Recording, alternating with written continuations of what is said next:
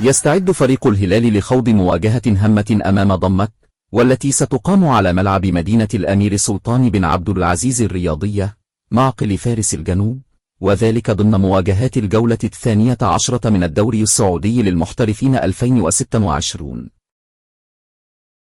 يدخل الهلال المباراة وهو في حالة فنية مميزة، بعدما قدم سلسلة من العروض القوية والانتصارات المتتالية، مؤكدا تفوقه الهجومي الكبير واستقراره الفني تحت قيادة مدربه إنزاجي، ما يجعله المرشح الأبرز لحصد النقاط الثلاث ضد ضمك.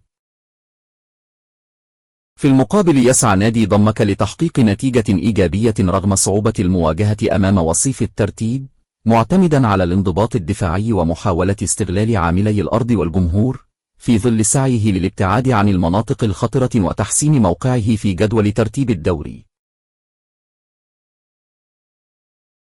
ويحتل فريق الهلال المركز الثاني في جدول ترتيب دوري روشن السعودي برصيد 29 نقطة، بعدما خاض 11 مباراة حقق خلالها 9 انتصارات وتعادل في مواجهتين، بينما يتواجد نادي ضمك في المركز الرابع عشر بالدوري برصيد 9 نقاط فقط.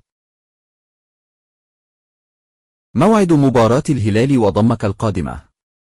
ومن المقرر أن تنطلق مباراة الهلال وضمك المرتقبة في الدوري السعودي للمحترفين يوم الأحد الموافق 4 من شهر يناير الحالي، وذلك في تمام الساعة 8:30 مساء بتوقيت مكة المكرمة، وفي تمام الساعة 7:30 مساء بتوقيت القاهرة، وفي تمام الساعة 9:30 مساء بتوقيت أبو ظبي.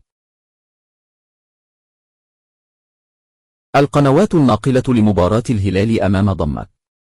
ولمن يرغب في مشاهدة مباراة الهلال وضمك مباشرة وحصريا، ستذاع عبر قنوات 8 الناقل الحصري لمنافسات الدوري السعودي للمحترفين في منطقة الشرق الأوسط وشمال إفريقيا، وتم تكليف جعفر الصليح للتعليق على مجريات اللقاء.